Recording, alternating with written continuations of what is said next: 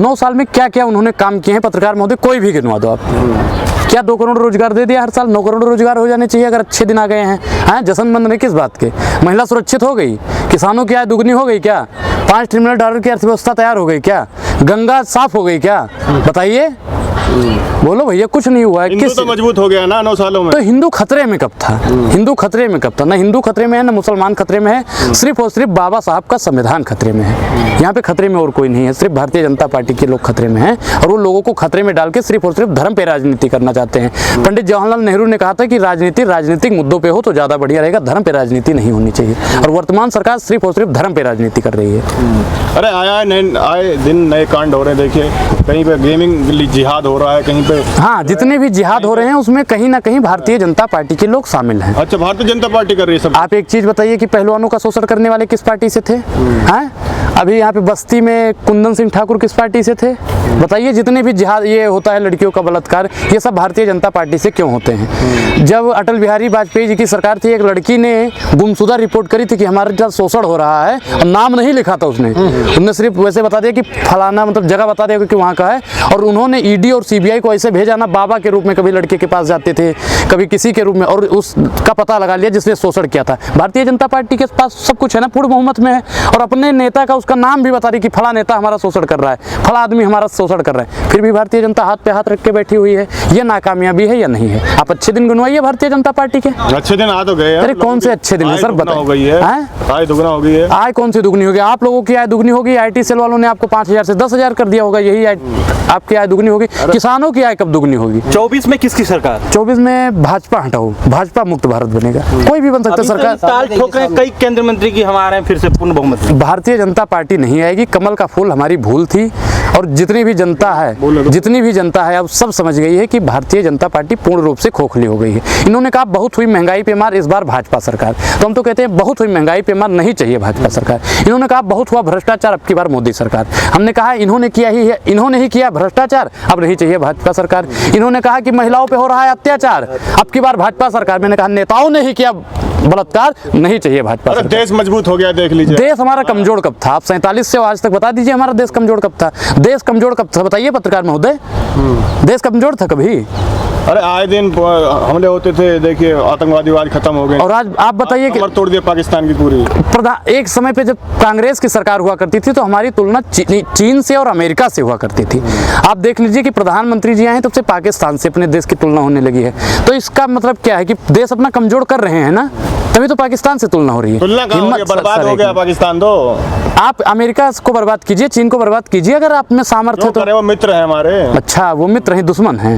हाँ, ये तो अपने ही घर का था, गया है। हमारे सेना के जवानों का सर काट के ले जाते हैं। और चीन वाले जब घुस आए उस पर क्यों नहीं बात करते? हम तो कहते हैं कि सेना को खुली छूट दे दो कि गद्दारों के खंजर को पे और पड़ोसी के झोले में गद्दारों के चलतों पे, तभी जाकर ठंडा होगा झेलिम का रक्ति पानी, और पड़ोसी याद रखें। सरकार गिरने वाली है, शिंदे गुट और बीजेपी में झड़प चल रही है। तो ये तो बीजेपी वाले, एक होता नहीं कि इन्होंने पहले फूट डाला और देश को लूट डाला, तो अब इनके अंदर भी फूट पड़ चुकी है। अब ये धीरे धीरे बर्बाद हो जाएगी। भारतीय जनता पार्टी धीरे धीरे खोखली हो जाएगी। जैसे मतलब होता नहीं कि एक कुत्ता होता है रोटी के लिए आपस में लड़ जाता है, तो भारतीय जनता पार्टी अब ठीक उसी प्रकार लड़ रही है। खोखली कहाँ होगी? मजबूत सरकार चलिए पूरे देश में। मजबूत सरकार अगर होती तो अपने विधायकों को और सांसदों को बचाती ना। वो कहती कि भैया मुंह तोड़ के जवाब देंगे, कोई भी हो, हम अपना नेता नहीं देखेंगे, हम देश की बेटियों को देखेंगे, हम देश की असमंजसता पर सवाल नहीं उठने देंगे। और प्रधानमंत्री जी किसानों को पिटवा देते हैं, जो अन्नदाताओं को पिटवा देते हैं। जी का बयान है कि 9 साल पहले भारत में कुछ नहीं हुआ करता था, हमारे 9 साल के आने के बाद सब कुछ हो गया। अच्छा पत्रकार महोदय बताइए, IIT कब बना है? 2014 के बाद में बना है?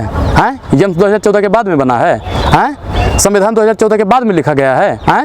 बताइए, जितने भी बंदरगाह हैं 2014 के बाद में बने हैं, बताइए। असली आजादी 2014 के बाद। ये कंगना रनावत बोले, आप लोग भी तो बोल रहे हो कि असली आजादी 2014 के बाद मिली है। आप जितने भी क्रांतिकारी थे उनका अपमान कर रहे हो। माफी मांगिए पत्रकार महोदय, नहीं तो हम नहीं बोलेंगे आगे। पहले आप वो भी माफी मांगेगी। आप अपनी जुबान गंदी कर रहे हो, आप भी माफी मांगिए, पहले माफी मांगिए। राष्ट्रवादी अभिनेत्री है वो।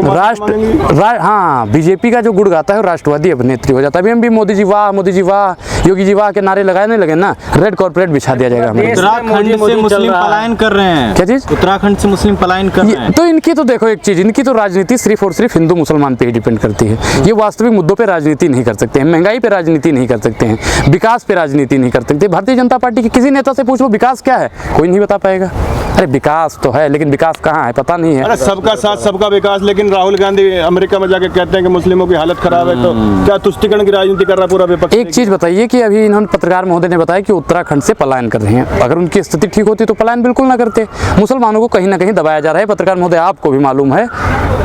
अरे कहाँ दबाया जा रहा है? देश में सबका साथ उत्तराखंड में मिल रहा है सबको। ठीक, एक मिनट, अगर सबका साथ सबका आईटी खुला हमारे सरकार आने के बाद, और आप कह रहे हैं कि विकास ही नहीं हुआ। बोलो कितनी IIT खुली है बताइए, चल के हमको दिखाइए अपने साथ में। वो तो कह रहे हैं कि हाँ? आईटी खुला। और उसकी डिग्रियां दिखाइए पहले। डॉक्टर है ना, डॉक्टर है, मेडिकल उसका कहाँ है बताइए हमको।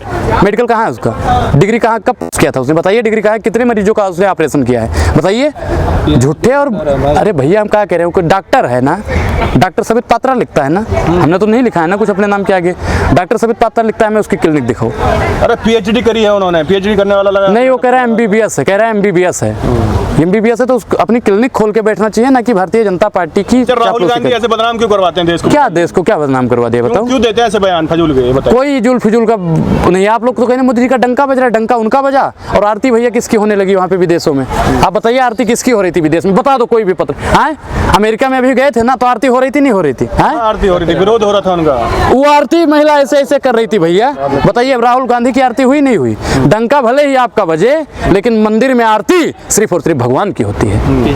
अच्छा, नमाज हो रही है मंदिरों में। देखिए हापुड़ में क्या केस हुआ है, हापुड़ में नमाज देखिए, पढ़ रहे हैं। धर्म पे राजनीति ना हो तो अच्छा है। आप वास्तविक मुद्दों पे राजनीति करिए ना। अर्णव गोस्वामी या फिर अनीश देवगन, ये लोग काफी हैं हिंदू मुसलमान मस्जिद में बात करने। आएगी तो अनुराग बोलेगा, मैं मंदिर क्या में बात आएगी नहीं बोलेगा? क्या अगर मंदिर में अजान हो रही तो गलत है, मैं तो बोलता हूँ। हाँ, कार्रवाई होनी चाहिए ना उन लोगों। भाई मैं क्या कह रहा हूँ कि गलत करने वाले का ना कोई धर्म होता है ना कोई पेशा होता है। हमने कभी नहीं कहा कि मस्जिद में जाके हनुमान चालीसा पढ़ो या फिर मस्जिद वाले जाके वहाँ पे अजान करें। अपने अपने वहाँ पे सब खुश रहो, अपने अपने घर में। बजरंग दल आ जाता तो दंगाई पता नहीं क्या क्या बोलते भाई मैं क्या कह रहा हूँ, मैं उस बजरंग दल का विरोध करता हूँ जो देश में महंगाई और बेरोजगारी का सवाल नहीं उठाता है। मैं उस RSS का विरोध करता हूँ जो महंगाई और बेरोजगारी का सवाल नहीं उठाता है। मैं इस बजरंग दल का तो विरोध करता हूँ जो दंगे फैलाता है। मैं ऐसे बजरंग दल की स्थापना और RSS की स्थापना करना चाहता हूँ जो भारतीय जनता पार्टी से सवाल पूछे। RSS की तो अब भैया उजागर करने लगे हैं। प्रधानमंत्री जी से कह दिया कि अब आप धर्म पे और उस पे कुछ आपका मैजिक खत्म हो रहा है, अब आप विकास पे बात कीजिए। RSS कोई RSS तो हमारा सलाम है। तो राहुल गांधी के बयान से सहमत हैं आप? मुस्लिम बिल्कुल की हालत खराब है। भाई, बिल्कुल बिल्कुल। आपको नहीं लगता है? आपको नहीं लगता है? कहाँ से हालत खराब है मुस्लिमों एक चीज बताइए, जब श्यामा प्रसाद मुखर्जी ने जिन्ना के साथ में जब तालमेल उनका था वो ठीक था। प्रधानमंत्री जी महबूबा मुफ्ती से गठबंधन कर लेते हैं वो ठीक है, और राहुल गांधी जी अगर कुछ कह देते हैं वो गलत है। की? हालत स्टूडियो में खराब लड़ाई कहाँ है? चल कहाँ से रही लगता है है, आपको? हिंदू बताइए। मुसलमान में स्टूडियो में लड़ाई चल रही है। ऐसे मैं क्या कह रहा हूँ, मेन स्ट्रीम मीडिया जो हिंदू मुसलमान बैठा के करती है, ऐसे मीडिया को बर्खास्त कर देना चाहिए। और जितने भी लोग हैं टीवी तो देखना ही बंद कर दो, क्योंकि टीवी देश में ऐसी टीवी फैला रही है कि देश के लोग खोखले हो जा रहे हैं और बेकार हुए जा रहे हैं। वो सिर्फ और सिर्फ हिंदू खतरे में है, मुसलमान ये कर रहा है, मुसलमान जिहाद कर रहा है, मुसलमान फलाना कर रहा है, मुसलमान धमाका कर रहा है, सिर्फ उसी पे राजनीति कर रहे हैं।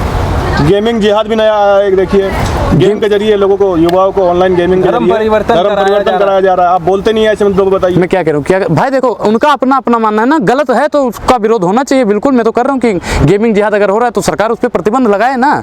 सरकार साहब तो बैठे हैं ना सत्ता में।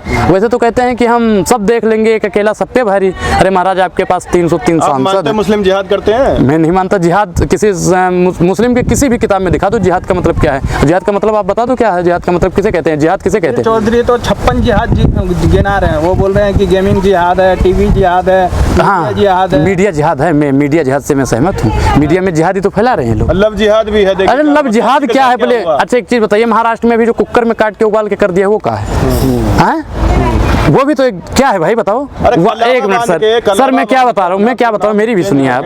महाराष्ट्र वाला वो तो मुसलमान नहीं था ना। मैं तो कह रहा हूँ कि साहिल को फांसी दे देनी चाहिए। साक्षी बहन देश की बेटी है, और गलत करने वाला, मैं मुसलमान नहीं कहता हूँ, वो अपराधी है, खूंखार अपराधी है, उसको सजा मिलनी चाहिए। पूरे मुसलमान को हम गाली नहीं दे सकते हैं, अभद्र टिप्पणी नहीं कर सकते हैं। महाराष्ट्र वाले पे आप लोग कहे नहीं बोल रहे हो? आपके साहब अभी बिहार में उसकी पार्टनर ने उसका प्राइवेट पार्ट ही काट दिया, उस पे कोई कुछ नहीं। नाम बदल के कलावा पहन के थोड़ी ना करते थे कोई। ये बताइए, वो तो कलावा पहन के कर रहा था। अरे उसको हम कह तो रहे हैं कि अगर वो गलत था, मैं क्या बोलूं कि साहिल गलत था, वो गलत था। महाराष्ट्र वाले पे आप बात क्यों नहीं करते हो? अब हिंदुस्तान तो हिंदू राष्ट्र बनेगा ही, पाकिस्तान भी बनेगा साथ ये में। देखिए, ये अभी देखिए ठीक है, हिंदू राष्ट्र आप बनाइए अगर संविधान इजाजत देता है। पहले आप संविधान को बदलिए। अब जिस दिन संविधान को बदल दिया जाएगा, संविधान में संशोधन ऐसा हो जाएगा तो अनुराग अपने आप को गोली मार देगा।